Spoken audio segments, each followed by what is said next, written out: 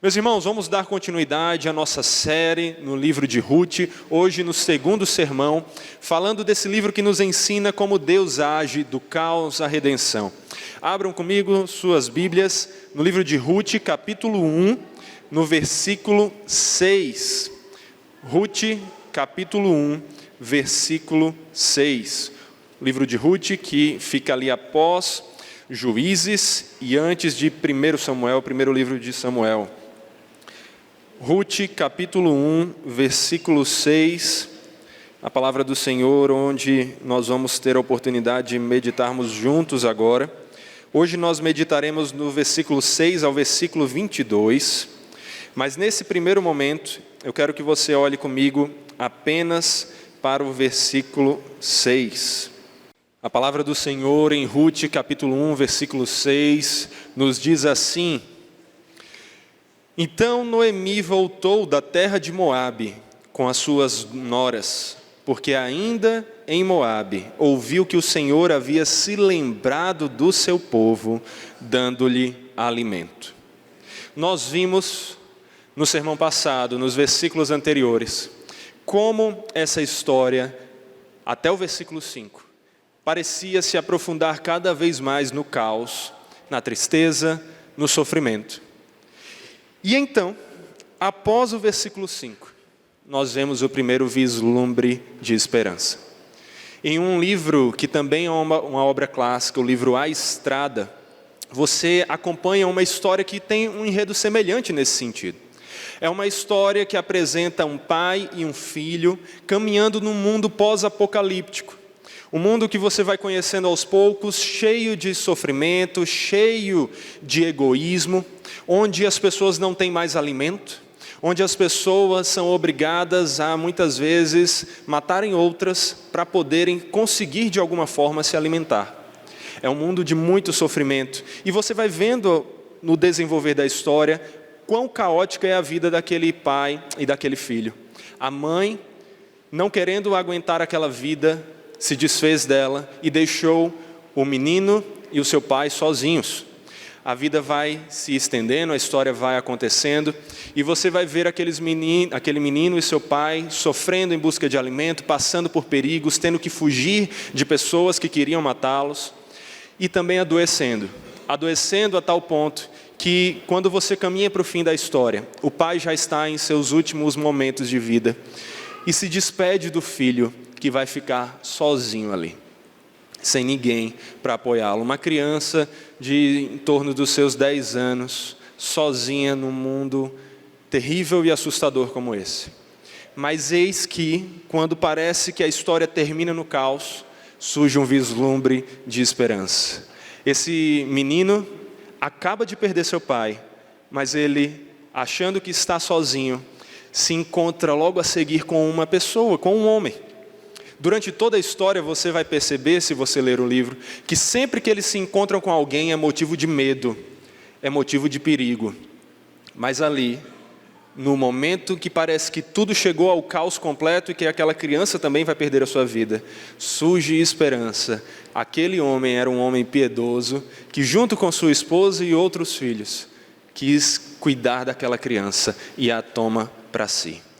Em meio a uma história de caos, nós vemos no final esperança. E é isso que nós percebemos também na história de Noemi, na história de Ruth.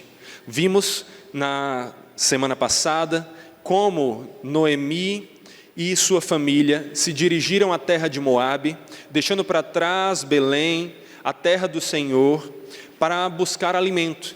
Estavam sem alimento, chegam a Moabe, começam a vida ali, e parece que as coisas começam a dar certo, os filhos até se casam, mas, na verdade, o marido de Noemi morre, Elimeleque. Depois os filhos de Noemi morrem também, e aquela mulher fica sozinha com suas noras, sem ter sequer como se sustentar. Termina em caos, termina em desespero, mas isso somente até o versículo 5, até os versículos iniciais da história. Daí para frente nós começamos a ver a esperança e como Deus sempre se lembra do seu povo. Essa história, esses versículos que nós meditaremos hoje, nos mostram que o Senhor sempre lembra do seu povo mesmo em meio ao caos. Mesmo em meio ao caos. E é isso que nós vemos aí, nos versículos iniciais. Olhe comigo mais uma vez por versículo 6.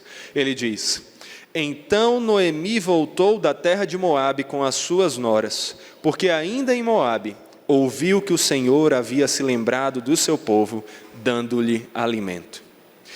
Esse versículo vai nos mostrar que mesmo quando achamos que tudo está perdido, que tudo que poderia acontecer de errado aconteceu, Deus usa a sua graça para nos mostrar que Ele sempre lembra de nós, que Ele jamais se esquece do seu povo.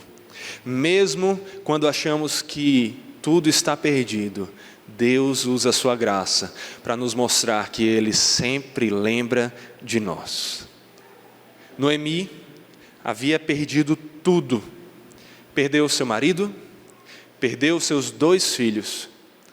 Não tinha com que se sustentar. Estava sozinha numa terra estrangeira com as suas 2 noras, mas que não podiam lhe trazer sustento ou proteção. E em meio a essa tristeza, ela ouve que o Senhor se lembrou do seu povo. O Senhor voltou a dar alimento à terra que estava sem alimento. Como nós vimos nos versículos anteriores, no versículo 1, nós começamos a ver como houve falta de alimento na terra do Senhor.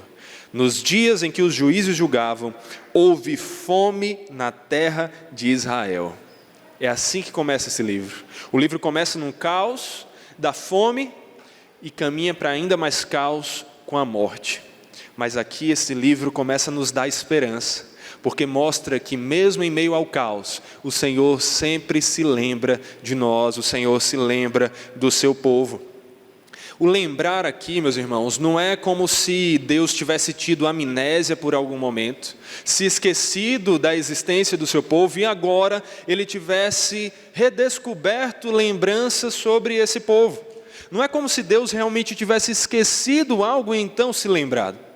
Aqui nós vemos o Senhor se lembrando no sentido de agir para cuidar do seu povo. Tanto que em outras versões da Escritura, outras versões da Bíblia, traduções diferentes, nós encontramos um texto mostrando que o Senhor visitou o seu povo, trazendo-lhe auxílio. Talvez seja assim que esteja na sua Bíblia, dependendo da versão dela. E a lembrança que é dita aqui é justamente essa. Deus se lembrou do seu povo porque Ele visitou o seu povo, trazendo a sua graça, trazendo auxílio. Deus não deixou o seu povo, Ele se lembra dele e Ele traz graça para a salvação. E foi isso que Ele fez. Se, como nós vimos semana passada, faltou pão em Belém, a casa do pão, agora o Senhor faz voltar a ter alimento ali. O Senhor mostra que o povo dele pode confiar que ele governa todas as ações da melhor maneira. Elimeleque e sua família não deveriam ter deixado a terra do Senhor, deixado o templo, deixado a adoração, deixado a palavra para ir para uma terra estrangeira de outros deuses para tentar conquistar a vida ali. Eles deveriam confiar que o Senhor sempre se lembra do seu povo e clamar por ajuda desse Senhor.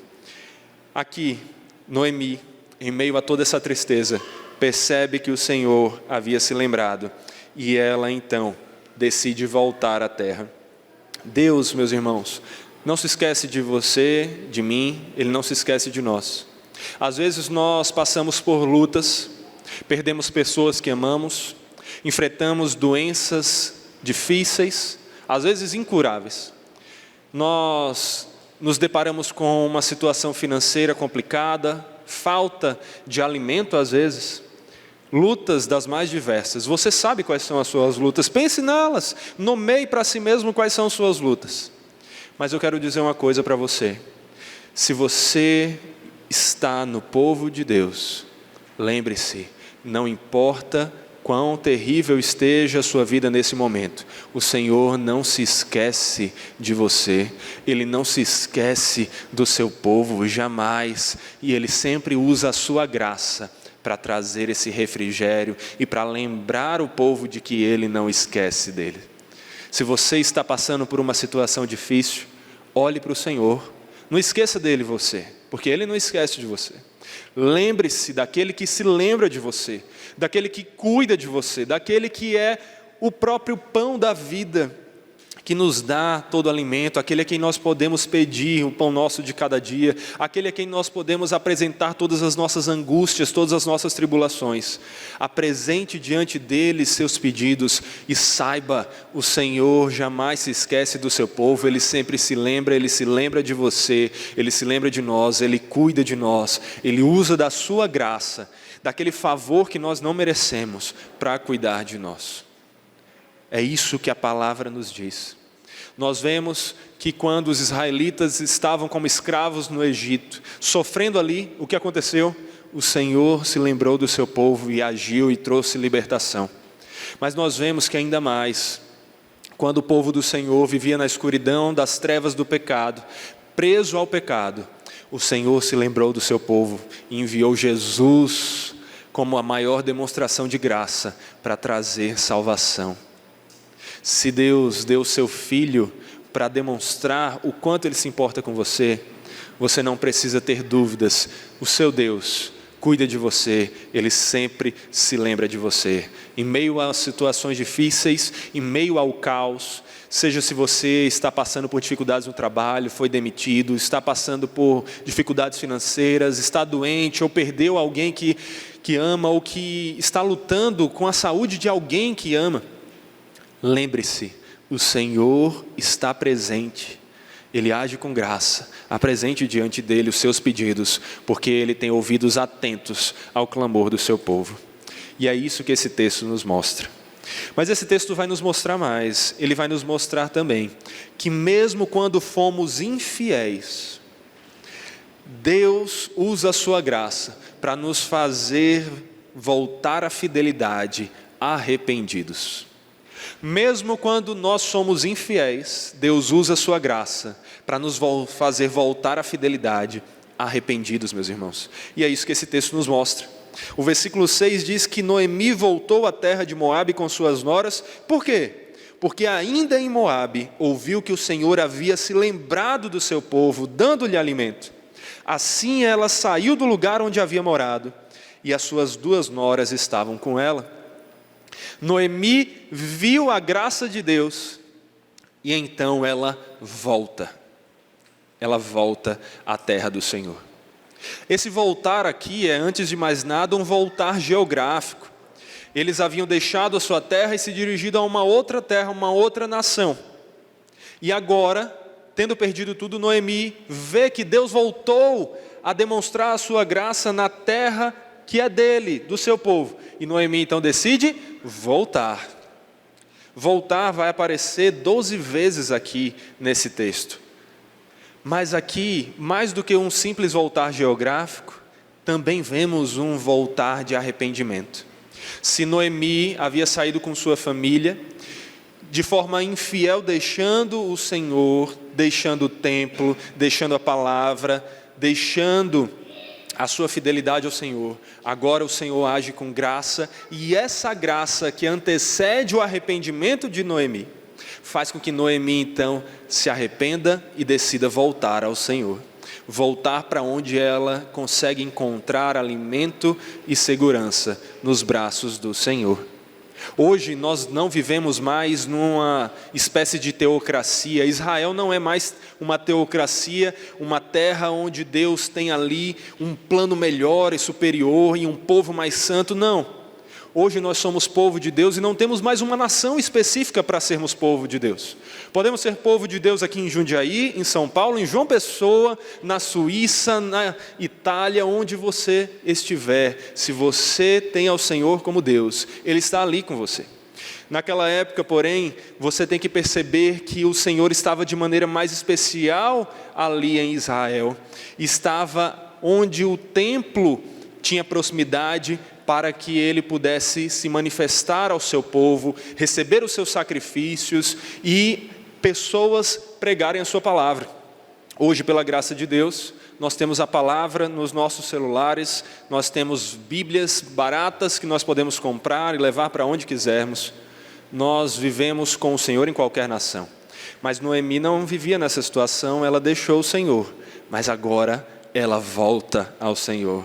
Ela volta não somente a uma terra, ela volta ao Senhor, porque ela vê que a graça de Deus está agindo ali.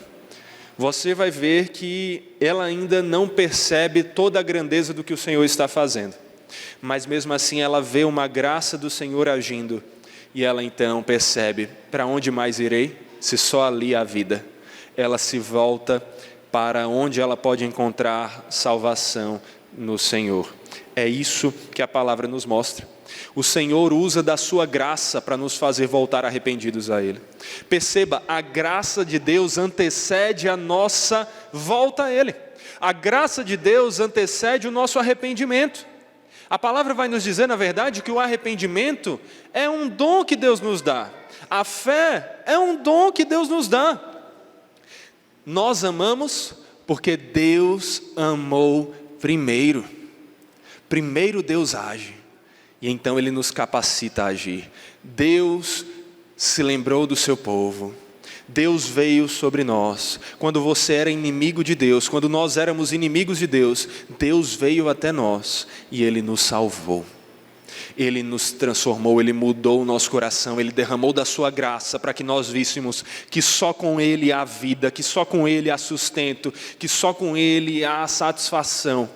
E então, em resposta à graça de Deus que veio até nós, nós somos capacitados a voltarmos a Ele. Foi isso que aconteceu na sua vida, foi isso que aconteceu na minha vida. O Senhor age e nós respondemos. O Senhor é poderoso para converter qualquer coração, coração de pedra, como o nosso já foi um dia. Nós éramos inimigos de Deus. Podíamos não estar numa terra distante do Senhor, mas estávamos com o coração distante do Senhor. E Ele veio até nós, demonstrou a sua graça. E ouvindo da sua graça, nós nos voltamos a Ele. É isso que nós vemos no Evangelho. Quando o povo habitava em trevas, eis que veio a luz. Jesus veio ao mundo 2000 anos atrás, para que o povo que estava em trevas visse a sua luz. Luz que brilha tão forte que até hoje, pelos olhos da fé, nós somos alcançados por ela e resgatados do império das trevas para o reino de sua luz. Se você pecou contra o Senhor, meu irmão, minha irmã, saiba, olhe para a graça de Deus e volte-se arrependido. Não porque você merece, não porque você diz, não, eu vou voltar porque está tudo certo, eu mereço isso, Deus tem que me dar. Não, você não merece, mas volte-se arrependido, porque pela graça Deus age, pela graça Ele nos salvou quando nós não merecíamos, e pela graça nós temos perdão completo. Não importa quão terrível tenha sido o nosso pecado, não importa quão terrível tenha sido o seu pecado, em Cristo, você tem salvação graciosa, você tem perdão. Volte-se arrependido para Ele, volte os seus olhos para a palavra de Deus, veja a graça revelada na história da redenção no Evangelho, e volte-se arrependido. Assim como nós vemos na história do filho pródigo, o pai sempre está pronto para receber o seu filho de braços abertos, com alegria, comemorando a sua volta. Se você faz parte do povo de Deus, não importa quão terrível tenha sido o seu pecado, arrependa-se, olhe para Deus, encontre a força que você precisa para se arrepender e volte aos caminhos dEle. Ele nos recebe de braços abertos. É isso que nós vemos aqui. Mas nós vemos mais. Nós vemos também esse texto nos ensinando que mesmo quando as circunstâncias parecem nos mostrar que não vale a pena seguir o Senhor, Deus usa da sua graça para nos fazer perseverar enquanto Ele nos preserva. Mesmo quando as pessoas, as circunstâncias à nossa volta parecem querer nos convencer de que não vale a pena seguir os caminhos do Senhor, quando nós fazemos parte do povo dEle, Ele nos guarda e nos dá força para perseverar ouvindo a Ele e não ao mundo, porque Ele nos preserva nos seus caminhos. Onde é que nós vemos isso nessa história? Olha agora para os versículos 7 em diante comigo. O versículo 7, na segunda parte, aliás, na parte inicial diz assim: assim, ela saiu do lugar onde havia morado, e as 2 noras estavam com ela. Enquanto caminhavam, voltando para a terra de Judá, Noemi disse às suas noras: vão agora e voltem cada uma para a casa de sua mãe. E que o Senhor seja bondoso com vocês, assim como vocês foram bondosas com os que morreram e comigo. O Senhor faça com que vocês sejam felizes, cada uma na casa do seu marido. E deu um beijo em cada uma delas. Noemi diz aqui para suas noras voltarem para a casa delas, para a nação de Moabe, ao invés de acompanhá-la para a terra de Belém. E ela ora para que o Senhor seja bondoso com as suas noras, assim como ela viu bondade na ação das suas noras com os seus filhos e com ela mesma. Ela ora para que Deus as faça felizes. Felizes aqui envolve encontrar descanso. Inclusive é como você pode encontrar aí em algumas outras versões da Bíblia. A ideia aqui é encontrar descanso, a paz, a segurança, depois de ter passado por tantas lutas, tendo perdido seus maridos, tendo perdido seu sustento. Noemi, então, diz para que elas voltem para a sua terra, achando que ali essas mulheres vão encontrar mais segurança, mais proteção, mais estabilidade. Mas olha só o que é dito no versículo 9. Elas, porém, começaram a chorar alto e lhe disseram: não, nós iremos com a senhora para junto do seu povo. Elas insistem aqui, num primeiro momento, para ficar com Noemi. Elas querem permanecer ali com ela. Talvez naquela inércia inicial, elas tenham medo de se distanciar de Noemi, ainda que com Noemi a situação não esteja boa. E aí, elas insistem em ficar com a sogra. Mas, versículo 11, Noemi disse: voltem, minhas filhas, porque vocês iriam comigo? Vocês acham que eu ainda tenho filhos em meu ventre para que se casem com vocês? Voltem, minhas filhas, vão embora, porque sou velha demais para ter marido. E ainda que eu dissesse: tenho esperança, ou ainda que casasse esta noite e tivesse filhos, será que vocês iriam esperar até que eles viessem a crescer? Ficariam tanto tempo sem se casar? Não, minhas filhas, a minha amargura é maior do que a de vocês, porque o Senhor descarregou a sua mão contra mim. Noemi fala aqui do esperar pelo nascimento de seus filhos, porque naquele contexto era comum o que é chamado de lei do levirato. Era uma lei que apontava que quando alguém perdia o seu cônjuge, uma mulher perdia o seu cônjuge, se ele tivesse irmão, o irmão dele deveria se casar com essa mulher, com a viúva, para suscitar descendentes ao próprio irmão que morreu, para dar continuidade à descendência. Essa lei vai ser algo bem presente na história do que nós vamos acompanhar aqui em Ruth. Mas aqui parece ser exatamente a isso que Noemi se refere. Do tipo, vocês não vão conseguir esperar, ou não vai valer a pena esperar, até que eu tenha filhos. Eu nem vou conseguir casar, já estou muito velha. Eu não vou conseguir casar, como é que vocês vão esperar eu ter a esperança de conseguir casar, e então ter filhos, e então esperar eles crescerem para que vocês se casem? Esse parece ser o pensamento de Noemi diante daquela cultura e naquele contexto. E então ela insiste com as suas noras: voltem, aqui vocês não vão encontrar a segurança que vocês encontram com os maridos, ou que vocês vão encontrar com a sua terra. Voltem para a sua terra. Parece estranho, não é verdade? Noemi parece estimular as suas noras a voltar a uma terra pagã. No versículo 15, nós vamos ver ela insistir com Ruth para que volte, assim como sua nora Orfa, para os seus próprios deuses. Parece que Noemi está aqui, ao invés de evangelizando, estimulando uma apostasia. Mas o que é que está acontecendo? O que Noemi está fazendo, talvez com palavras mais firmes, é o que muitas vezes cristãos bem intencionados, mas por um momento mal instruídos ou levados por emoções, fazem. Ao invés de olhar para um bem maior e eterno, se preocupam apenas com um momento pontual e imediato de alegria terrena. Noemi estimula a adoração a outros deuses? Não, o foco dela não era isso. Ela provavelmente ficaria triste de ver as suas noras adorando a outros deuses. Ela está voltando ao Senhor de alguma maneira, ainda que com suas limitações e seus erros. Mas o que Noemi desejava para suas noras era segurança, era esse descanso, essa felicidade que ela diz que ora para que Deus dê a elas.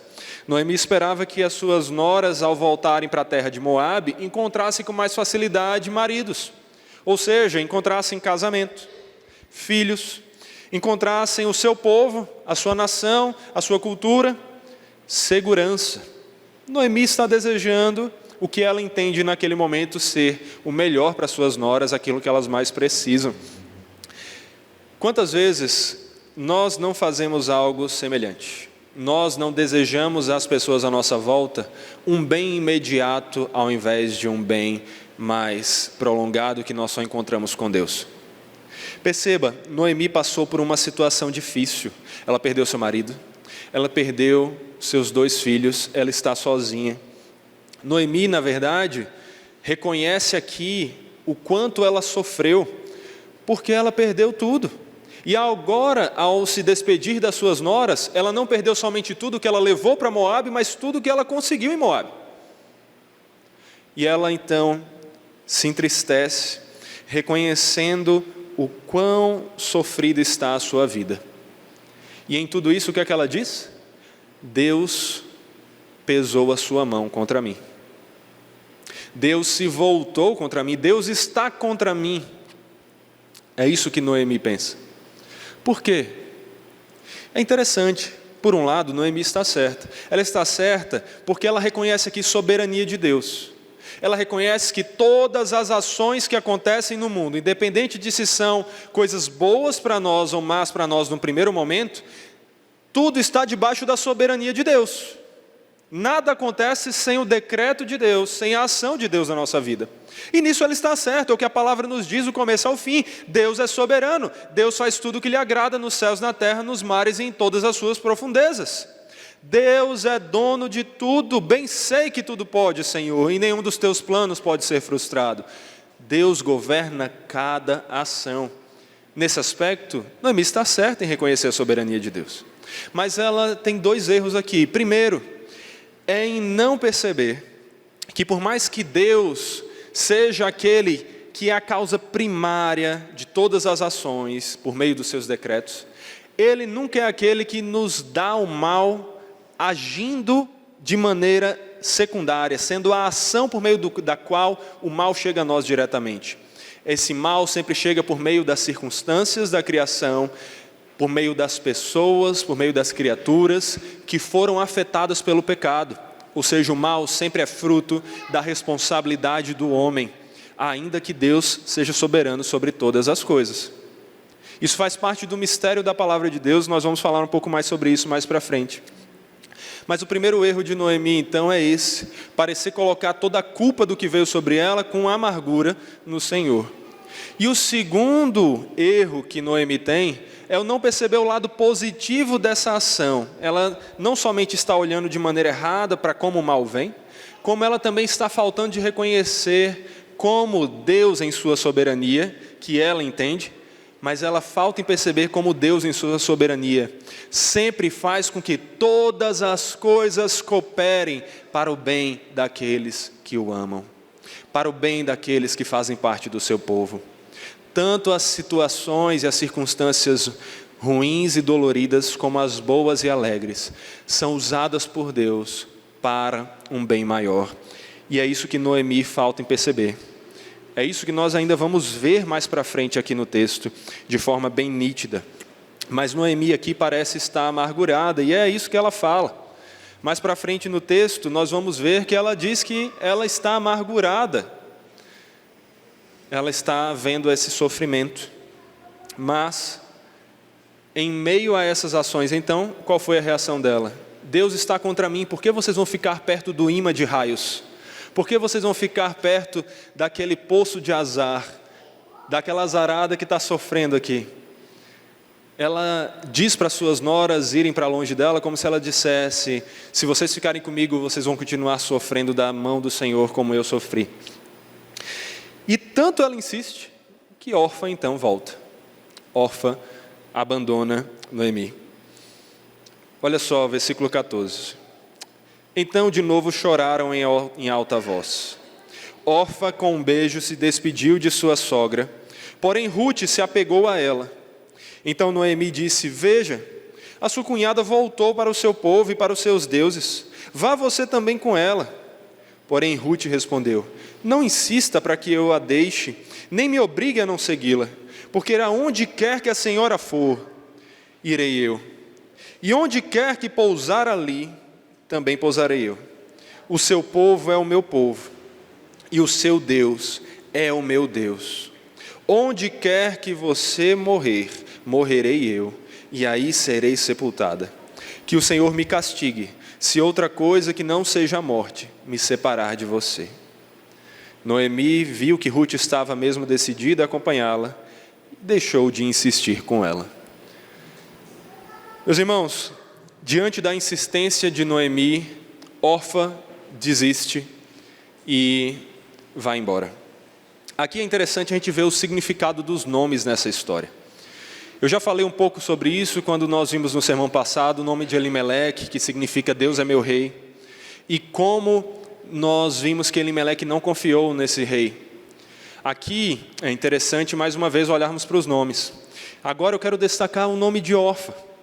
O nome dela está atrelado a uma palavra que soa como a palavra usada para a parte de trás do pescoço, e que significa a ideia de dar as costas. E o que é que Orfa fez? Orfa deu as costas para Noemi. Por mais que por também insistência de Noemi, mas ela deu as costas e ela foi embora, ela abandonou a sua sogra. Orfa provavelmente, naquele primeiro momento de inércia, preferia ficar ali com Noemi, mas depois de ouvir os argumentos tão convincentes de Noemi, diz: realmente, o que é que eu vou fazer? Por mais que eu seja apegada a ela, que eu goste dela, eu vou me prejudicar se eu ficar com ela. É melhor eu tentar voltar aos meus deuses, voltar a um Deus que não está me castigando quanto está castigando ela, e encontrar segurança. Então Orfa desiste e se volta. Mas é interessante que não é o que Rute faz. Rute, porém, o que é que o texto diz? Permanece fiel, se apegou a Noemi. E o que significa o nome de Rute? Amizade. Rute é amiga, é fiel, permanece com Noemi. Enquanto Orfa parece não realmente estar convencida de quem é o Deus de Noemi, Rute parece estar sendo regenerada pelo Senhor já. Se não já convertida nesse momento, no mínimo num processo de regeneração e transformação. Ela diz para Noemi: Noemi, não adianta você insistir, não insista. Aonde você for, eu irei, o seu povo é o meu povo, o seu Deus é o meu Deus.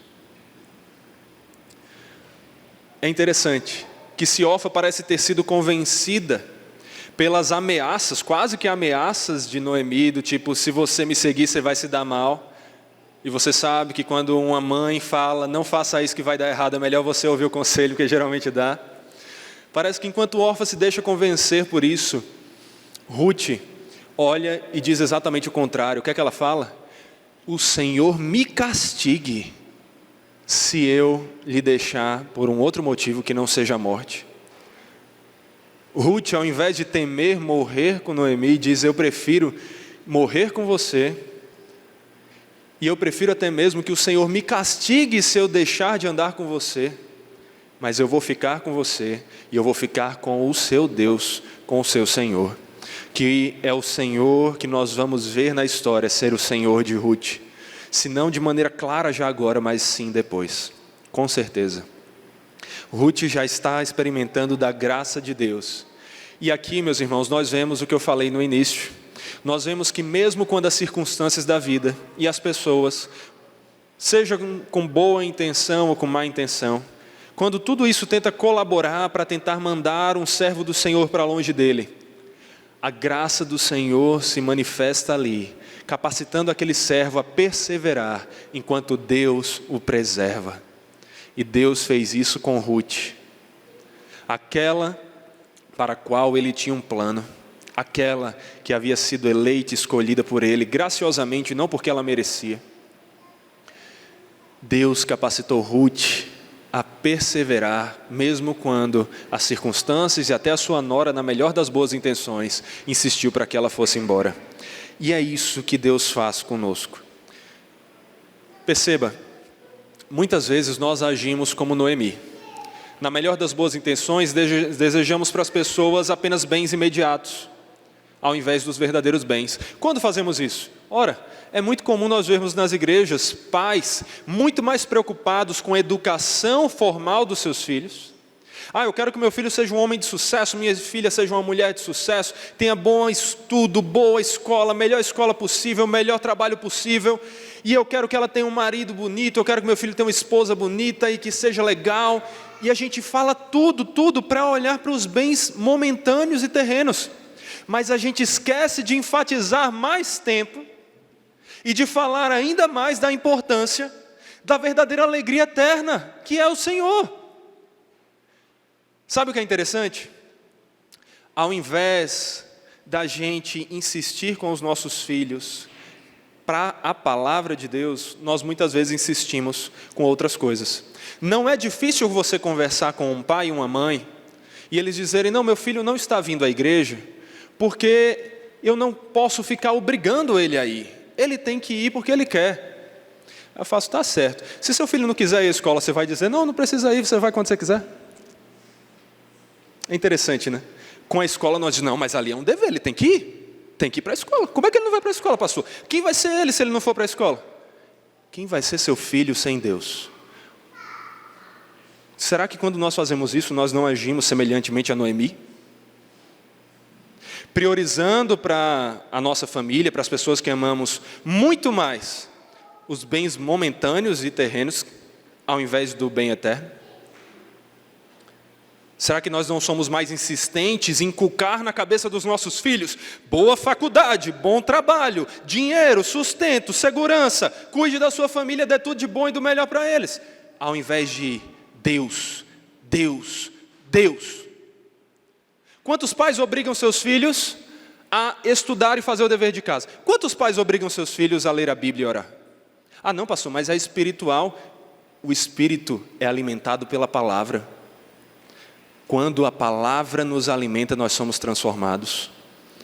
A palavra, a própria palavra, nós lemos aqui, diz: inculquem na cabeça de seus filhos o ensino do Senhor.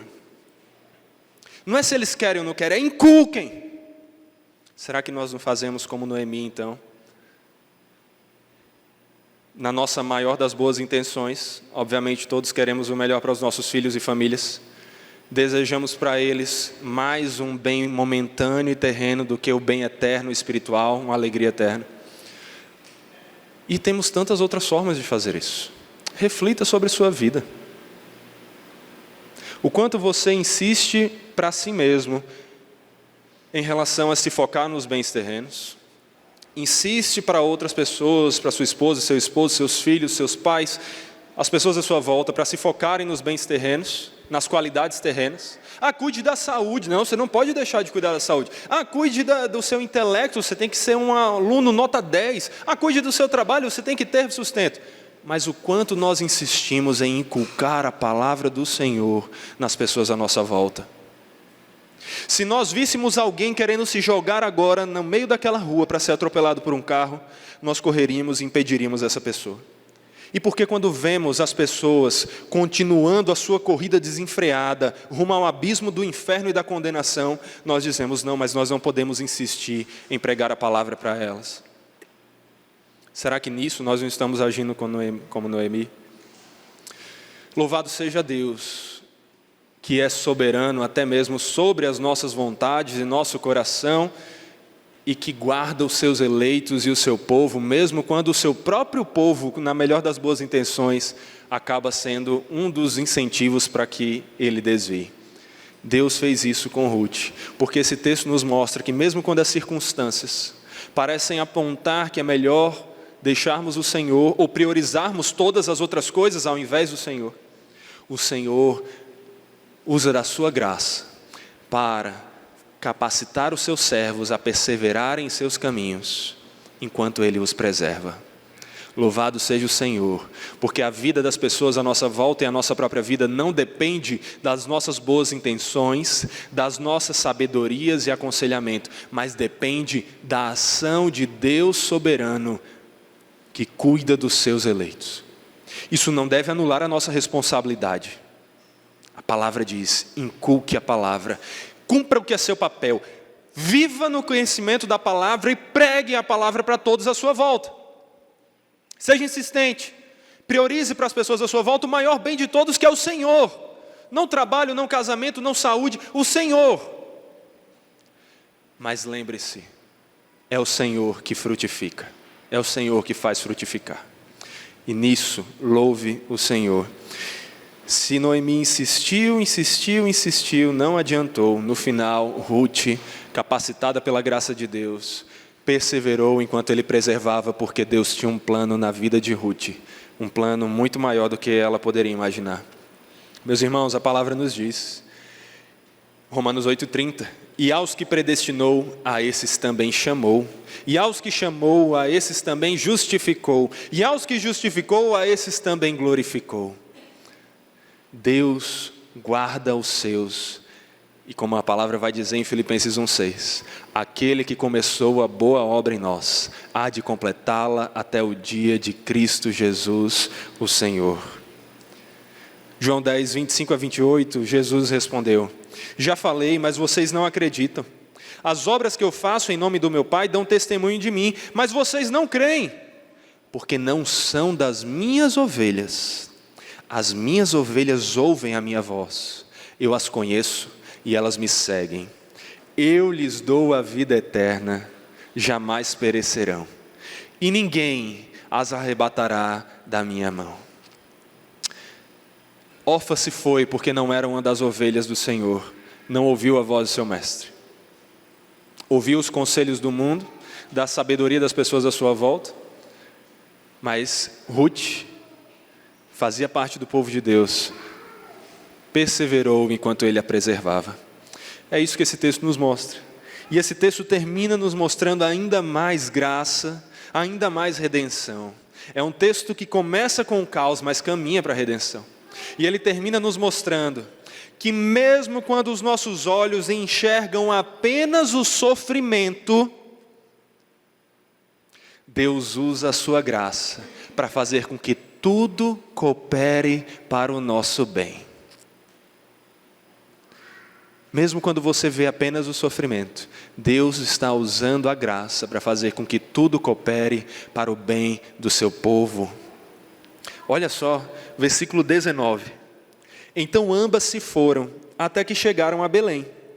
E aconteceu que ao chegarem ali, toda a cidade se comoveu por causa delas. E as mulheres perguntavam: essa não é Noemi? Deus já começa a demonstrar da sua graça dando alimento. Ele agora parece preparar uma cidade que se importa de alguma maneira com o bem de Noemi.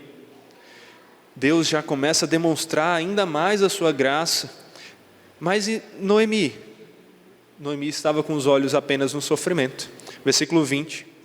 Porém ela lhes dizia: não me chamem de Noemi, mas de Mara, porque o Todo-Poderoso me deu muita amargura.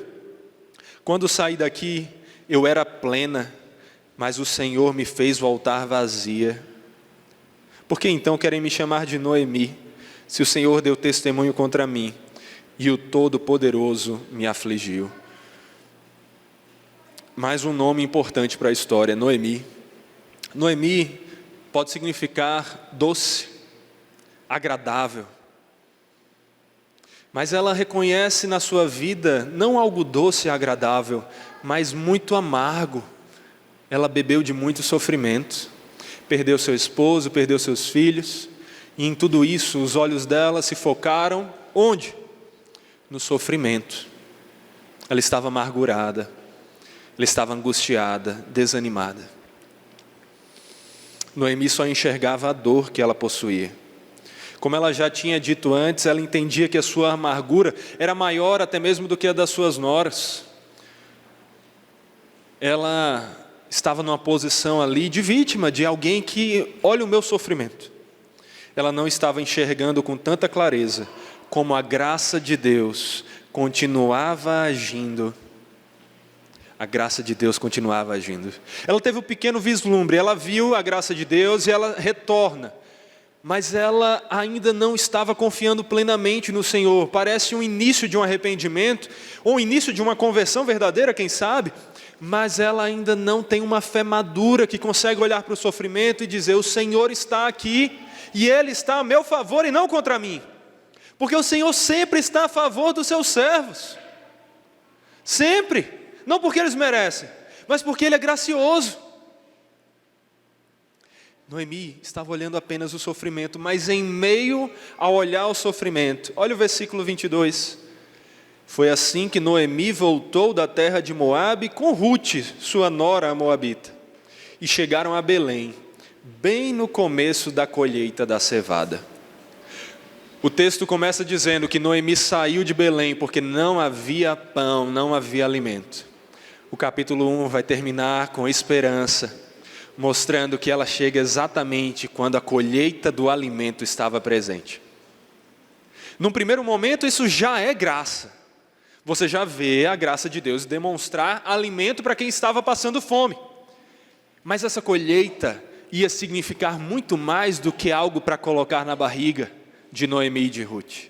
Como nós sabemos no desenvolvimento da história, aquela colheita foi a graça de Deus agindo para que, por meio de todo aquele sofrimento que Noemi e Ruth passaram, Ele agisse com graça, dando um novo filho a Ruth e a Noemi, fazendo com que em Boaz, Ruth encontrasse um marido que vai lhe suscitar uma descendência, e por meio desse descendente, que talvez eles olhassem e dissessem: olha só a graça de Deus agora, temos um filho.